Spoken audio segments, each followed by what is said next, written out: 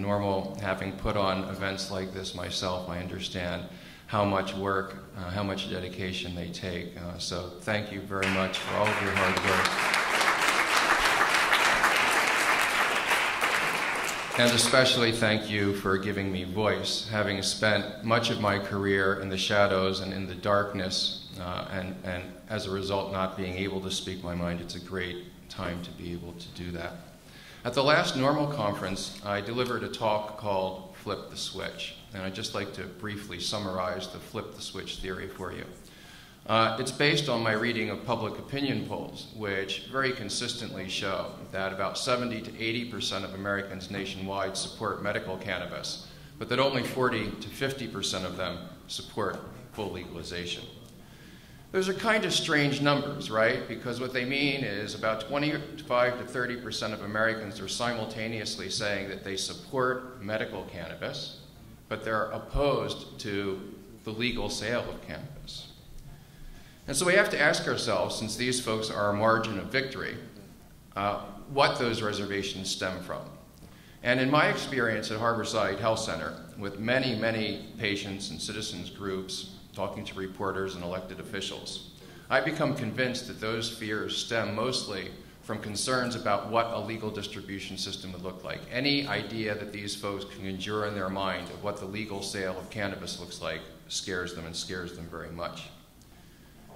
So I advocated in Flip the Switch that our movement should concentrate on building on the existing support for medical cannabis, that we should promote regulations that will enable positive models of cannabis distribution, and then use those positive models of cannabis distribution to reassure the fears of our swing voters and win them over to full access. The M74 measure on the ballot in Oregon this election is an excellent example of the kind of tactics that I was advocating in Flip the Switch. Well done, Oregon. My support for Flip the Switch is based on my belief that cannabis should be part of a larger paradigm shift in healthcare in this country. It's based on my understanding of how and why people actually use cannabis the way most people use cannabis. It's based on an understanding of the difference between wellness and intoxication, and my belief that almost everybody who uses cannabis on a regular basis is using it to enhance their wellness rather than to produce intoxication. If it was only about getting high, would the hundreds of people at this conference and the thousands of people around the world who have dedicated their lives to fighting for cannabis liberation have done so? I don't think so. I think the reason for our dedication at bottom is that we all know that this plant really enhances the wellness of our lives and of the people around us. So there's a lot of my dearest compatriots, people like Russ, who say, hey, I love cannabis, but I'm not sick. I'm not a patient. And in fact, I'm offended when you call me a patient. I would respectfully say to my friends that I think that you are locked in an attitude of traditional concept of Western medicine, a concept that says either we are sick or we are healthy, that says that we're kind of like a car, right? That we're either running or we're broke. And if we're broke, all medicine needs to do is fix us up and get us running again. The problem with this is that the entire thrust of almost all medical research over the course of the last few decades has shown that the mechanical approach is far too simplistic.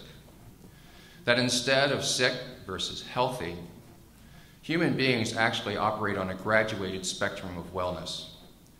And that such tools as diet, exercise, and daily habits are at least as valuable and probably more valuable than interventionist tools like pills and surgery.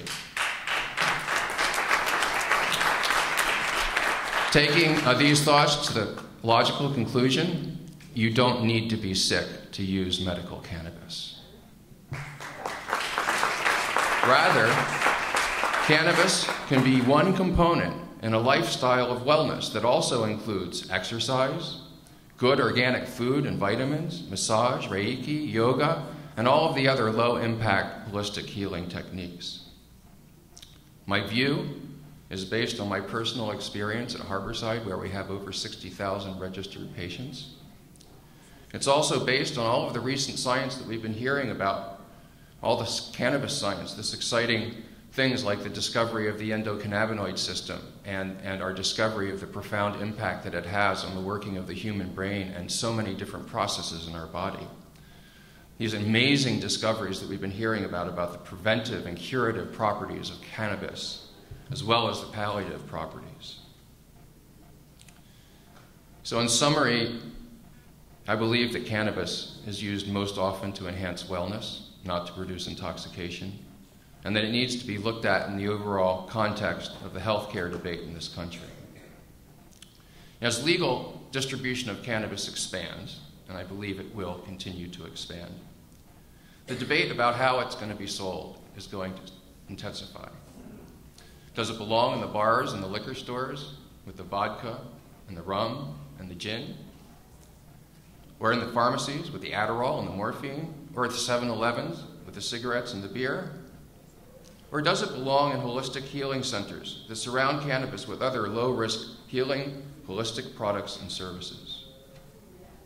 That's what I think. There's another question that informs my view of the future of medical cannabis.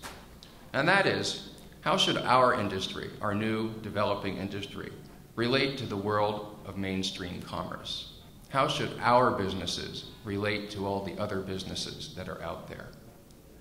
And those of you who are familiar with my work at Harborside know that one of the things I've emphasized over and over again is that we must be professional, that we must bring professionalism to the cannabis industry.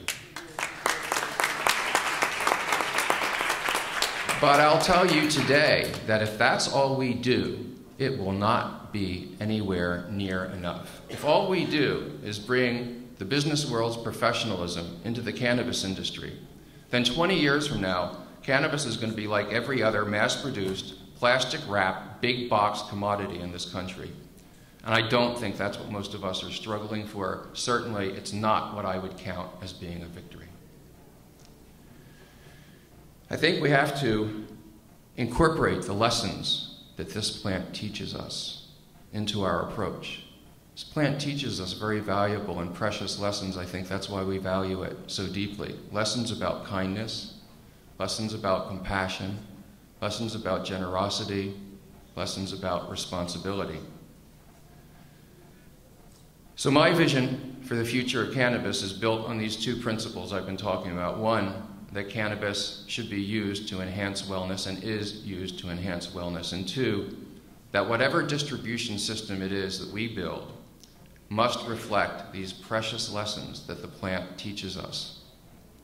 So my vision for the future of medical cannabis is a nationwide or worldwide network of locally owned, locally controlled, nonprofit, community service dispensaries with full selections of the highest grade laboratory tested medicine that return benefits to patients and communities, that dispel the stigmas associated with cannabis, that gains the trust of our fellow citizens and convinces the 25 or 30% of swing voters that we need to win over to embrace full, unfettered access to this most precious of medicines for all Americans.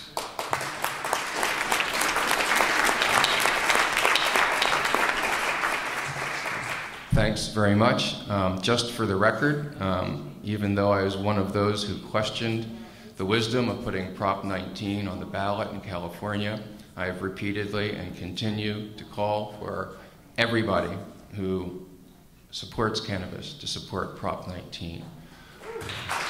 As long as there is one prisoner in one jail cell anywhere in this world, none of us can ever afford to quibble over the details. None of us can ever walk into a voting booth and pull a lever against the legalization of cannabis. Thank you all very much.